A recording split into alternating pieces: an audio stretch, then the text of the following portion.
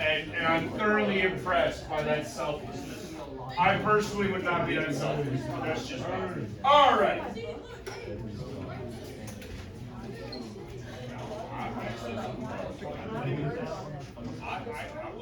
I told her that's what she could be on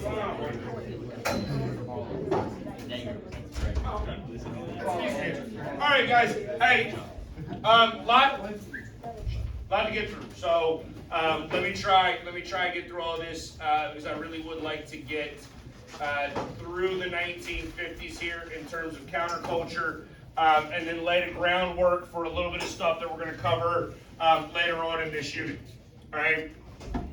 So in 1952, we have a presidential election. So Truman is not going to run again. Fun little fact. Both the Republicans and the Democrats wanted Eisenhower to be their candidate. Okay? Eisenhower was a military guy. For the most part, the military is anti-political. And the military should be anti-political.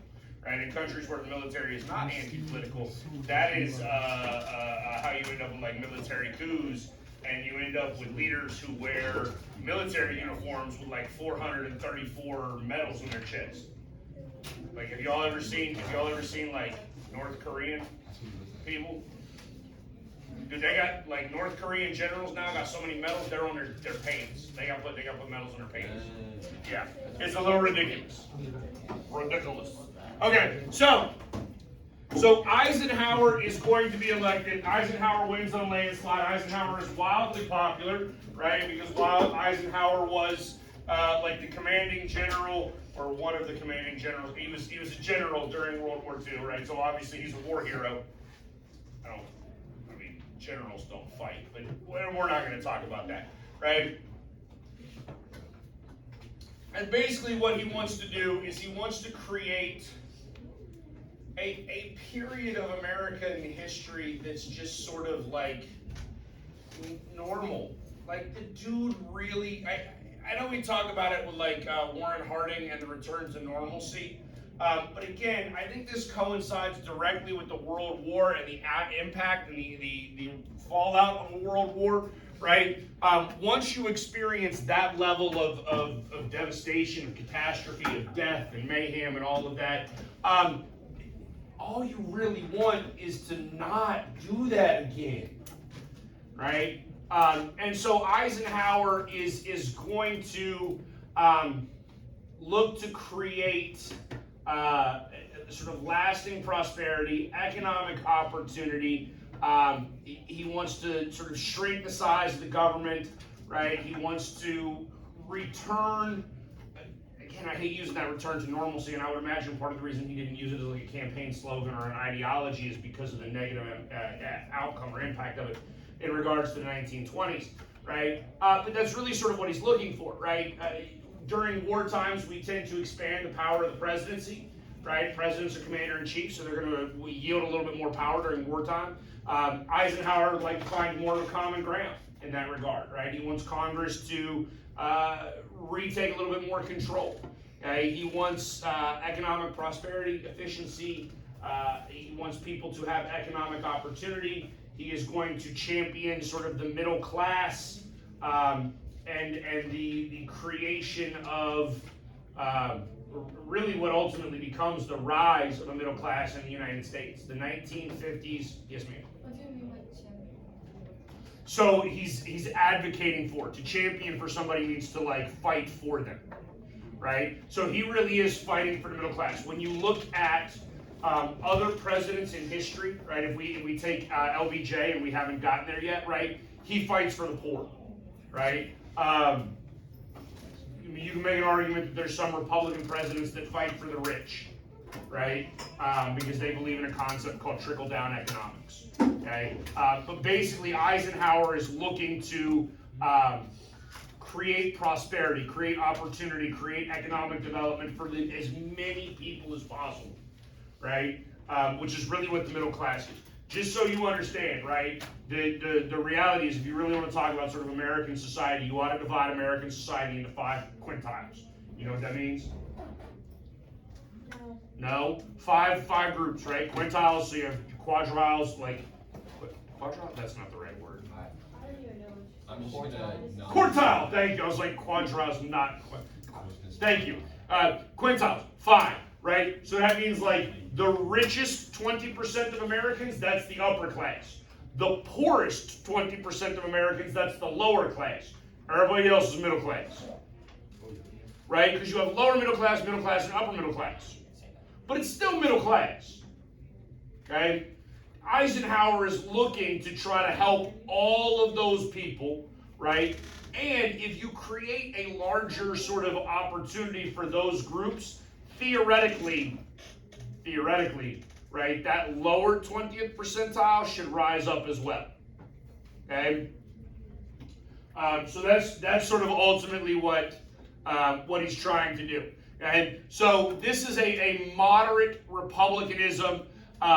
The reality is, if you want to get into politics, right, if we wanted to really discuss the politics behind this, we could really call Eisenhower sort of a classic liberal, right, which is not what FDR is, right? FDR is a new liberal, right, and it changes the scope of things. Classic liberalism, right, is the idea of having a government that is socially liberal and economically conservative.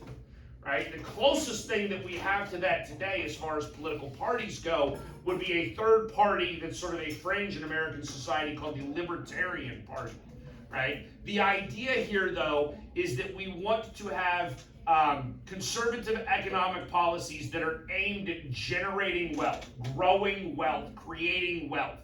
Right? But at the same time, we want to have socially liberal policies, right, in order to try to create some level of equality of opportunity within the United States, right?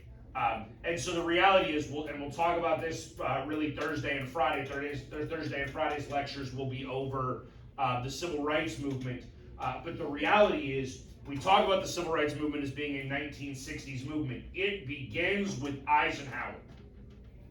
Absolutely begins with Eisenhower because of his socially liberal ideology, right? So he's going to want to expand on some of those programs that were already created, right? Those New Deal, Fair Deal programs, right? He wants to expand Social Security, creates the Department of Health, Department of Education, right, and the Department of Welfare. And he's going to expand government, at least in some regards, even though he is supposed to be economically conservative. And additionally, Eisenhower is going to update and modernize a specific aspect of America that we ought to give him credit for, and that is the Interstate Highway Act. He does a lot as it pertains to transportation.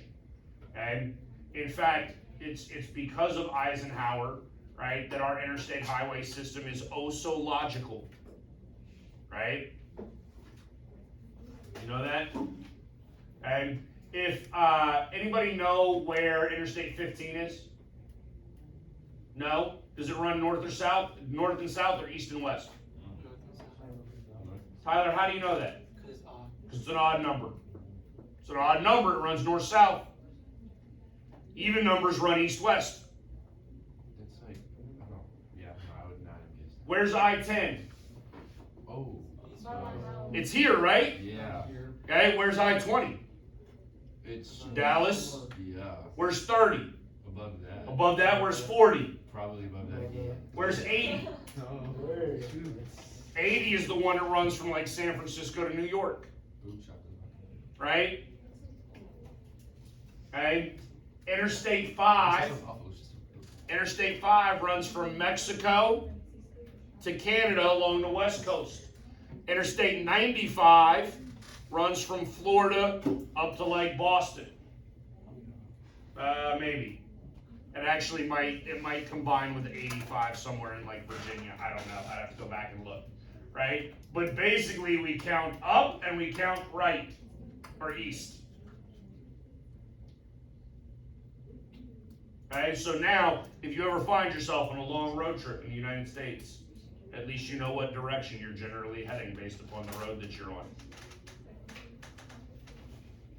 Theoretically. Right? Yes, ma'am. Sure. All right. So Eisenhower is going to pump significant federal funds into updating infrastructure and the Highway Act. And that's going to create opportunities for transportation, right? And transportation is ultimately essential in economic prosperity, right? In order to increase economic welfare and economic opportunity, you have to have transportation in place in order to ship goods and move things through the system, right? Move things through what's going on. I think we covered this at least a little bit with the Cold War. We do have culturally another aspect of a Red Scare, right? Another anti-communist ideology. This is actually created by or championed by a senator from Wisconsin named Joseph McCarthy, right? And McCarthy is basically a crazy person, right? Who thinks that everybody is a communist. And he's just going to go around and be like, you're a communist, you're a communist. Can you prove that you're not communist?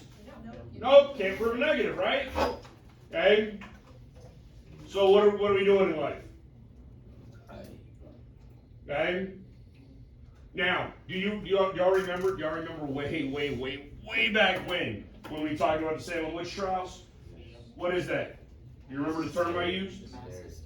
A mass hysteria movement, yes? Here's another. Oh no. Right? It's just mass hysteria. Right? It's people believing things that are ultimately sort of ridiculous. And now, I do want you to understand that any mass hysteria movement, any sort of utterly ridiculous ideology, has to be grounded in something that makes at least a little bit of logical sense. Otherwise, people wouldn't have bought into it in the first place, right? And so, here's the thing, right? Are there communists in the United States? Absolutely. Okay? Is the Soviet Union constantly looking at trying to infiltrate America and American politics and turn people and have spies and secret agents and all of that wonderful Cold War scary stuff that's actually wildly entertaining? Yes? All of that trying to happen? Absolutely. Right? And who is most susceptible to being blackmailed?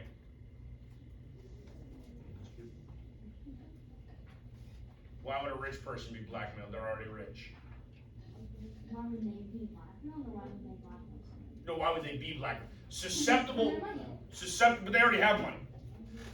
So no, what I'm saying. A rich person blackmailing another rich person? No. No, what I'm saying is the Soviet Union, if the Soviet Union is going to come into the United States government and try to find somebody in the government, right, that they're going to turn, that they're going to make work secretly for the Soviet Union, right? The rich person's going to tell them no. What does the rich person need? The Soviet Union can't give the rich person anything. Like blackmail them for their money. No.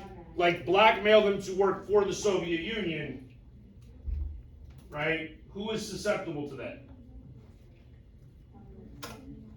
Well, but which government workers? They're after government workers, but what's the number one thing the Soviets are going to do to try to find somebody that they think might be susceptible to blackmail? And what do you need in order to blackmail somebody? Leverage. I love that word. Right? What is leverage? It's just secrets. Right? Okay, so if you are already engaged in some shady government business dealings, right? Maybe you're corrupt and you're enriching yourself. If you're already corrupt, are you susceptible to blackmail? Yes. Right? But do you know who the Soviets are going to target more? You know who's easier to target?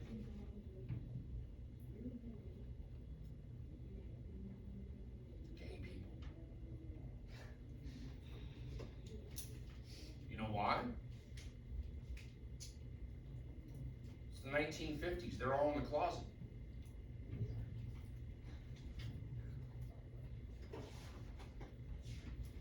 Just so you understand, just so we're crystal clear, right? In 1950, what is homosexuality? Sin. No, it's always been a sin. I don't care about that. That's moral. And it's more. Taboo. Say that a little bit louder. It is a mental disorder. You can go to the loony bin for being gay. You know what the loony bin is? The mental asylum, the crazy people house. So you will be trying, okay? Like literally, the American Psychological Association in the 1950s lists homosexuality as a mental disorder, right? Y'all think there was gay people in the 1950s? Y'all understand that there have been gay people for as long as there have also been people, yes? Like, it's forever existed. Okay? So, if you're the Soviet Union, who are you looking to find? You're looking to find gay people, right? Which is going to tie this communist scare. Because also, does anybody else know like the big flaw, like the American, y'all understand one of the reasons why there's many reasons why America hates communism, right? One of the reasons America hates communism is because communism is immoral. You understand that? Communism is anti-religious. Right? Like if you actually begin to understand like intellectually, philosophically, ideas surrounding religion and surrounding government and surrounding communism and surrounding equality, right? Does the Bible teach equality? No, it don't.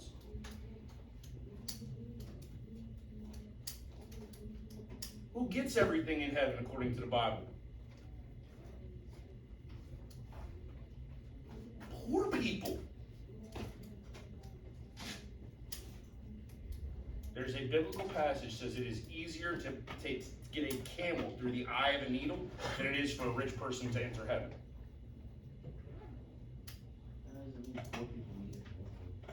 Yes, the meek will inherit the earth. Just means that because the guy's rich, he doesn't want.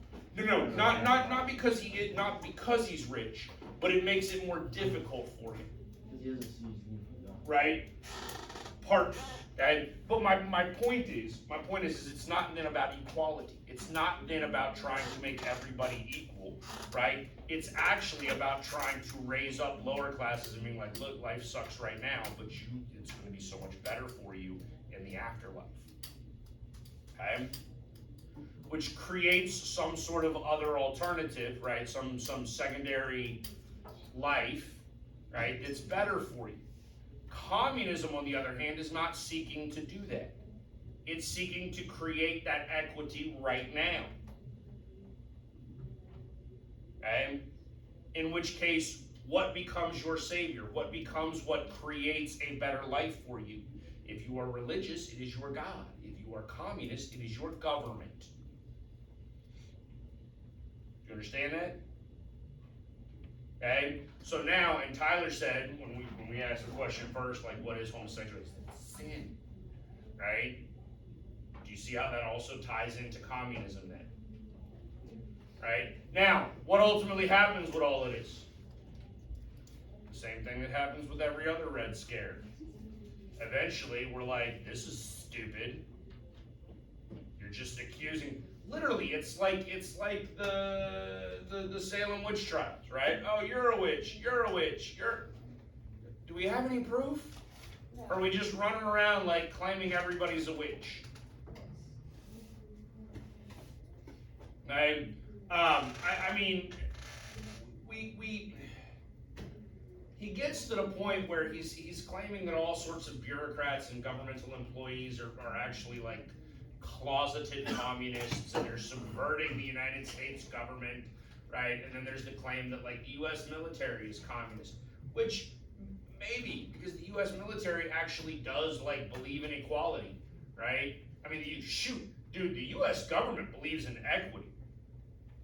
Sorry, the U.S. military believes in equity, right? Because every private I ever knew in the Marine Corps was the exact same. They was treated the same, right? They all had to like scrub the same toilets with the same toothbrush. Life sucked for all of them. Equity, right?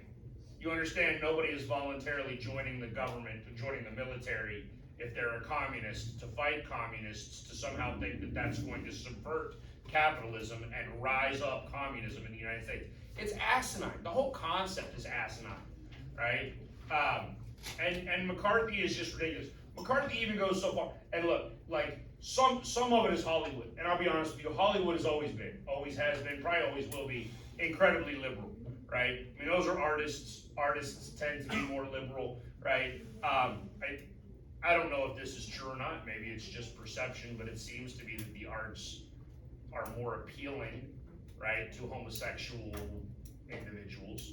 And there is, and I forget the term now, but basically during this Red Scare, there are Hollywood actors that are just like blacklisted. Like, they can't get a job anymore. They can't do anything because they're accused of being communists. And there's, again, no way to defend yourself, right? I mean, are there, like, communists in Hollywood? I'm sure there are. All right. So now let's get back to the actual fun stuff, right? So in the 1950s, all right, again, when we talk about Eisenhower and what Eisenhower is looking to create, one of the things that Eisenhower is looking to create in this era of the 1950s is a burgeoning middle class.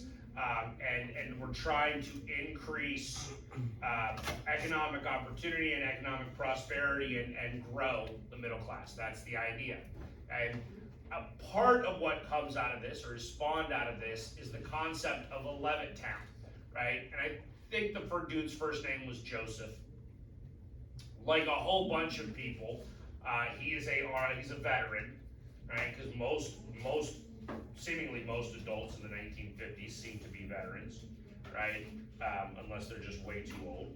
And but he is going to take ideas, economic ideas that were done elsewhere, right? And we're going to apply them to the creation of new homes. And so if we go back to the 1920s, right, we learned about Henry Ford, and what was Henry Ford's grand accomplishment? The assembly line. It's the automobile, but it's the mass production of the automobile through the assembly line that makes it affordable for everybody else, right? And how does an assembly line work? You basically have a big old conveyor belt, and the parts go down the conveyor belt, and then one person does one job over and over and over and over and over and over again, right? In order to, like, expedite the process, and then we move on. Guess what? We're going to do the same thing with houses. Because that's genius, right? Let's mass produce houses assembly line style. Right? Now, can you move a house down the assembly line? No, the house is stationary, right? So what do? Beckett, what do? The people move.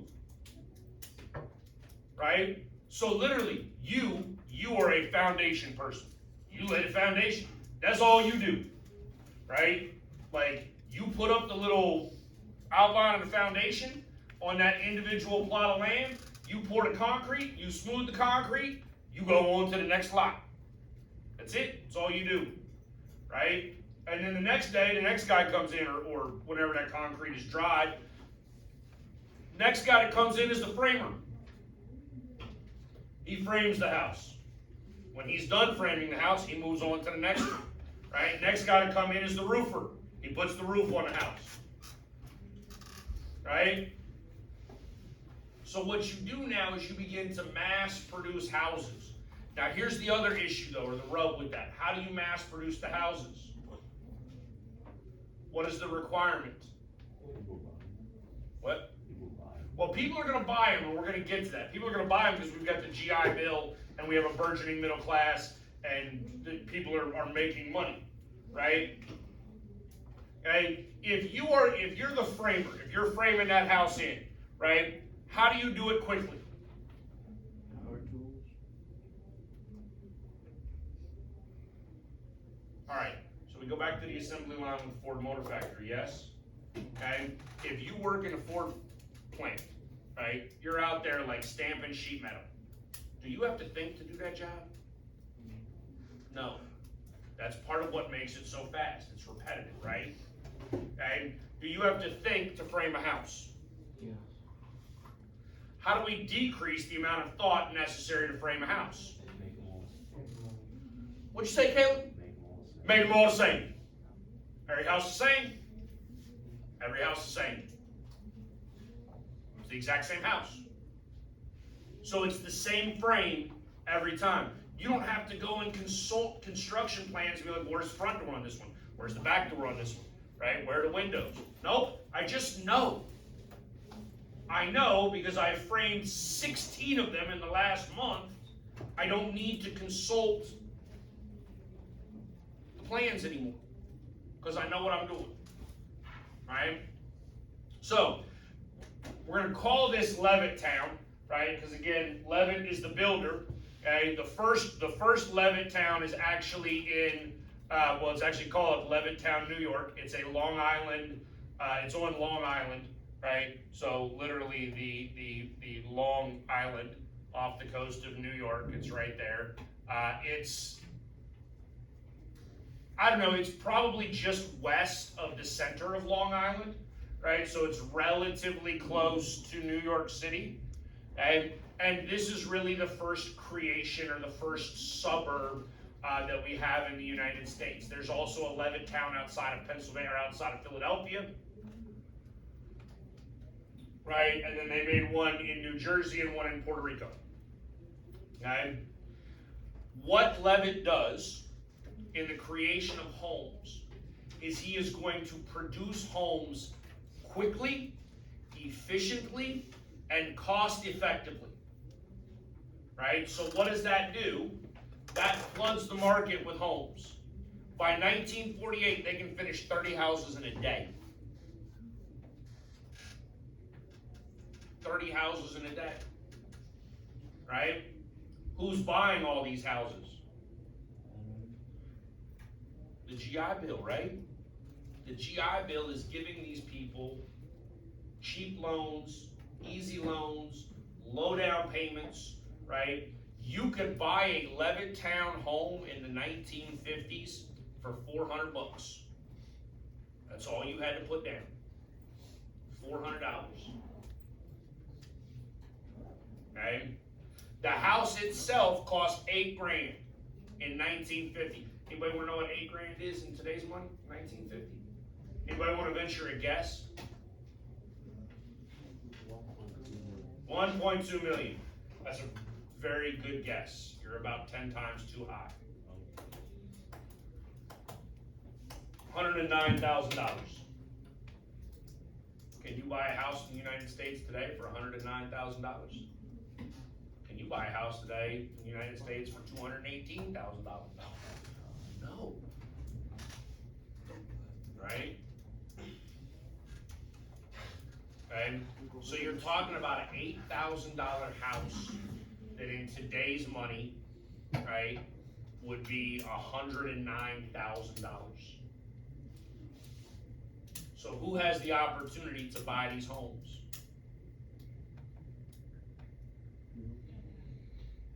Everybody that's white. Let's just be honest. It's the 1950s. We haven't gotten over racism yet. Okay? Right? We'll get to this Friday, Thursday and Friday. There is like the Equal Rights Act, the Civil Rights Act, Fair Housing Act, things like that in the 1960s. But no, these were like white-only neighborhoods, right? They would not sell to minorities. And they were also sort of intelligently designed, right? These houses, while they were sort of built to all be the same, they were all cookie cutter, right? Meaning every house looks exactly the same. They also had like large unfinished attics that allowed the builder to build the house real fast, right? But then allowed the homeowner to come in, and if they needed more space, they could manipulate the house, right? They could add rooms upstairs, add additional space in order to expand as their family was growing, which we'll cover here in a minute, right? Let's see if I can get this to play.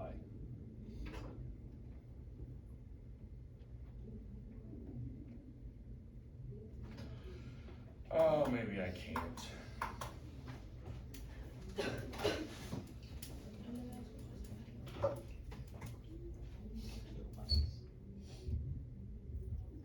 No.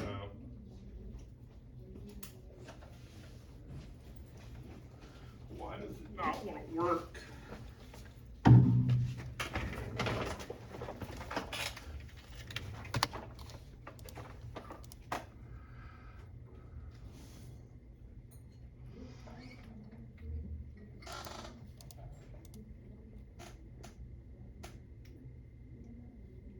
Shoot, I didn't even put the hyperlink in correctly. Okay. All right, we'll come. Listen, I'll show you that. We'll come back to that at the end. Okay. Don't remind me though. I really do want to show you that that concept. Right. So I told you a minute ago, literally just a second ago, right, that we're going to build these houses and they've got the possibility of generating more room upstairs. Right. Why do we need more room? Because we're going to be having some babies. Okay. Following World War II, we have the baby boomer generation. All right. Now, I'm personally not a big fan of like generational distinctions, right? Because I think it's a little foolish that somehow somebody born on like December 31st of one year and another person born January 1st of the next year are in different generations, even though they're one day apart. That doesn't make a lot of sense to me. But I do want you to sort of notice the massive influx of children that are born in the 1940s, right? Now, first, do you remember one of the things that Eisenhower created? Department of Health. So what does that do? Well, it increases healthcare opportunities, right? Which is going to significantly decrease infanticide, right? And I think we talked about this once before, right? When you go back and you look at historical data and they're like, oh, the average life expectancy was 35 years old, right? Does that mean you hit 35 and just keeled over and died? No, right? Those statistics come from the fact that large percentages of children didn't make it out of infancy, right? Or did not make it out of their toddler years. Now we're going to have significant decreases in the number of babies that are dying in their youth, right? Coupled with significant increases in the number of births that we have, right? And by the end of this, when we get to 1964, this last red line, right, the baby boomer generation makes up 40% of the U.S. population.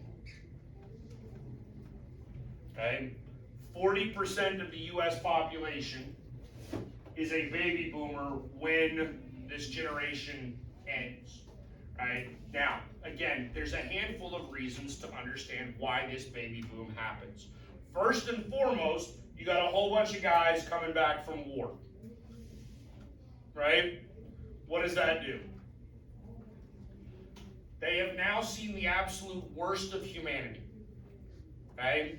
Many of them have probably had to kill people, right? Or they have witnessed people dying. They have witnessed absolute atrocities, right? They don't want to do that anymore.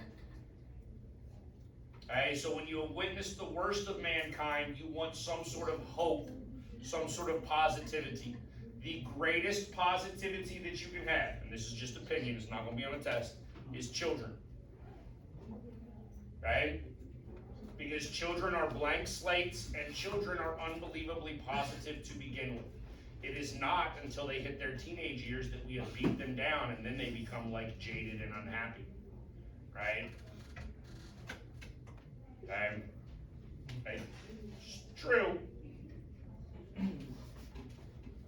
And two, if you look, well, I wish I could have actually found you data from a little bit before this. If you look at the Great Depression, right? During the Great Depression, I believe the number was 20% of married women don't have kids during the Great Depression, right? Now, would you have children during the Great Depression? No. No, I'm gonna be honest with you. Like, I struggled with this personally. There was a part of me that was like, I think it's selfish of me to have kids, right? Because my kid's life is gonna suck, right? Because they gonna live through the Great Depression. So that's just mean to me because I know what's gonna happen, right? And so I'm gonna make it bad for them later on. I mean, I'm not making it bad for them, but I'm gonna bring them into the world and they gonna live through some bad stuff, right? It would make sense to you that if you're living through incredibly difficult times, and by the way, you also can barely afford to feed yourself during the Great Depression, right? Why would you bring a child into the world? Do you know how much children cost to feed? Oh my Lord. I don't even have teenagers yet, man. I'm terrified. Terrified of how much that's gonna cost, right? Now, we're in the 1940s, we're into the 50s, right? How's our economy doing? Great. Economy is great, right? People have jobs, there's stability, there's economic opportunity. Can we have children? Yes, because we can afford to have kids, right? Not only can we afford to have kids, I can buy a whole house for $8,000, right? Like, I buy a whole house for $8,000. And just so you understand, I think the average income in like 1952, if memory serves, average income in 1952 was about $5,000 a year, right? And a home, a brand new house, cost $8,000 a year, right? So that's, what, 62%, right, of the cost of a home. Somebody who's got it, because my phone's recording. Somebody, do me a favor, pull up your calculator on your phone, right? And I want you to put 400, just put 460,000 and multiply it by 0.62. Okay, so conversely, that means the average salary in the United States today would need to be $285,000 a year in order for us to have the same quality of life. No. No. No. No, sir. No. Okay? Right? Not even remotely close. All right? Okay, next, we have the creation of credit cards. And this will again harken back to the 1920s. In fact, there's some significant parallel between the 20s and the 50s, especially as far as economics goes, right? And then some significant differences between the 20s and the 50s as far as culture goes, right? So in the 1920s, what were we doing? We was buying everything on credit. Right? What are we about to start doing in the 1950s? Buying everything on credit. Right? The first credit card is actually the Diners Club card. And I am old enough to actually remember the Diners Club card. Right? Like, it still existed into the 1990s. I would have to go look and see when it actually, like, died or was bought out or whatever. Right? But the Diners Club card lasts for a long time. Okay? Originally, it's just created as a way to sort of make life a little bit easier. It's called the Diners Club card because, as the name suggests, it works in restaurants. Right? And then, basically, the way that credit cards work, right? You present the card, okay? The company bills the card, right? So that restaurant would bill the Diners Club. Diners Club would pay off the bill, right? And then Diners Club would get money from you to cover what they gave to the restaurant. Originally, you could not carry a balance, right? You know what that means? If you don't know what that means, it's probably a good thing. Don't carry a balance on your credit card. Okay? When you get your first credit card, okay, you need to pay your credit card off every month. I know this is not economics class, but you need to pay your credit card off every month. Credit cards have like a 26% interest rate. Okay? That means that if you owe $100 on your card and you don't pay it off, then you owe like $126, and that is an astronomically high fee. Okay? Originally, that was not even an option, right? You had to pay your bill every month. And the way that the Diners Club made money was that there was a small commission for basically the transaction that they were covering, right? Then eventually you get to the American Express card. The American Express card has like a membership fee, right? You actually pay to carry the American Express card at one point. I don't know if that's still true today or not. I don't have an American Express card. And eventually what will happen, right, is that the cards will get the commission out of the business, and the business will just simply sort of build that into the cost. You might actually be unintentionally aware of how that happens today. Because if you've ever been to a gas station where you see two different prices for gasoline, one if you pay cash and one if you pay with a card, okay? If you pay with a card, the price of the gasoline is higher. Why? Because the gas station, right, is basically forcing you to pay the fee that they pay to the credit card company and allowing you to use the credit card. Okay? Alright, that's the basic way that works. Now, I'll put it up here because I think it's worth discussing, even though it's not until 1986. Okay? Because there's a part of me that does not understand I need to go look this up, right? At some point in time, I need to write a whole book on the history of Sears and Roebuck, right? Because it should have been the greatest, most longest lasting company in the history of all companies, right? Because if we go back to like westward expansion, what did Sears and Roebuck do? Amazon. They were the original Amazon, right? You remember they used the railroads, they had the catalog, they would mail the catalog to your house, right? You would fill it out, mail it back in, they'd use the railroad, ship stuff right to your house. Okay? In 1986, they create their own credit card. Right? Because a lot of the credit that was originally done, it was like store credit, right? Like you were paying it back to the individual store, right? Sears basically launches their own credit card, which is the Discover card, which is still around today. Sears is barely around today, but the Discover card is running like strong today. Okay? Like, again, should have done a better job of like tying this to Sears and being like the sole way that you bought stuff at Sears. I don't understand. Somebody screwed and pooch with Sears, because that should still exist. All right, this brings us to beatniks, which is really what matters as we get into counterculture. This is the first major counterculture. When you look at the 1920s, right, and we're gonna juxtapose. We're gonna compare the 20s and the 50s a little bit. Right? In the 1920s, we understand that there's not really a massive counterculture, like everybody is just sort of partying, yes? Okay? Pretty much everybody is drinking alcohol illegally in the 1920s, right? Everybody goes to speakeasies, everybody's having a good old time, women are wearing them little short dresses, and everybody's going to dances, and people are driving around in new automobiles and like doing things in the back seats of cars, yeah? Okay. That was the 1920s. Right? That was the 1920s. The 1950s, culturally, is an age of conformity. Right? You go home, right? Your wife has dinner on the table. Like, you get out of your job, whatever your job is, you drive your little Ford car to your Levittown house.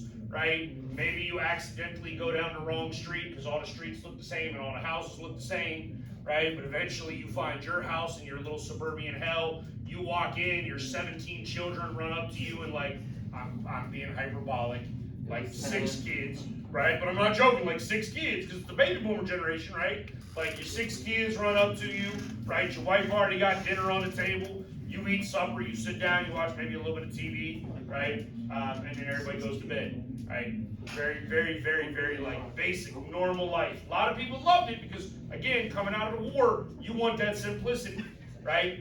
But we do have the beginnings of people that don't like that level of conformity. And the first group that arises out of the counterculture, which will become prominent in the 1960s, is the Beats, or the Beatniks. The etymology of the term is somewhat confusing, right? The original Beats are artists, right? Predominantly, and I think I have a whole slide on like Jack Kerouac. Kerouac, it might be the most prominent beat author. He wrote a book called On the Road that's usually taught in schools, right? Allen Ginsberg wrote a poem actually a book of poetry called Howl. The poem was also called Howl, right? Like H-O-W-L, like when a dog does a howl, right? These were people that were unhappy with that age of conformity, right? They're the first real counterculture. Now, I do need you to understand that these are upper middle class kids, right? Upper middle class white suburban youth, right? Because the reality is the only people that can sort of protest culture are upper middle class white suburban people. Well, I guess you don't have to be white or suburban anymore, but you gotta be upper middle class, right? Because these people didn't necessarily have to worry about like survival. Yes? Okay? They came from some level of prosperity, right? Which provided them with a safety net. Like, if life ever just got really too bad for them, they would just turn around and go home to mom and dad's, like, nice suburban house. Okay? The term beats, right, really arises from jazz. These were guys that loved jazz music. They liked the sort of free form of jazz, right? So there's a concept within jazz called, I think it's called scat or scatting, which is like playing without sheet music and just sort of riffing, right? For the beats, they found that to be authentic, right? Authenticity matters, emotion matters. They don't want the logical sort of driven concept, right? Eventually, beats have the term Nick added to them, beatnik. Now, interestingly enough, that theoretically comes from Sputnik, right, which is now a communist reference, so the beats are communists. Ginsberg was also a homosexual, right? So that these are people that are un-American, and it really does become a pejorative term. We know what that means? An insult. Right? Pejoratives are insults. But originally, the beat movement really is an artistic movement, okay? Specifically amongst writers. So again, this is Kerouac's book, On the Road. Fun story about it. By all accounts, he wrote the entire thing in like 3 weeks, right? Which is fascinating, to write a novel of like 300 pages in 3 weeks, while probably strewn out on like meth, and actually driving around the country is sort of fascinating. And Ginsberg is again a poet, spent some time in a psych ward, right? Neil Cassidy is another one of those writers. They are writing about things that are, again, is emphasis on emotion. They're using a lot of drugs, right? All of that. And well, the reality is we're out of time. So I do want you to understand that there is already a burgeoning sort of gay rights movement that's going to be happening within this counterculture, but we really won't cover that for like another week and a half, okay? Because we're going to just go to the civil rights movement, which is basically like African American civil rights, and then we'll come back and we'll do other countercultures of the 60s and 70s that'll cover like white people at that point. So I can kind of skip this because it's really just laying the foundation for what we were going to cover here momentarily. All right.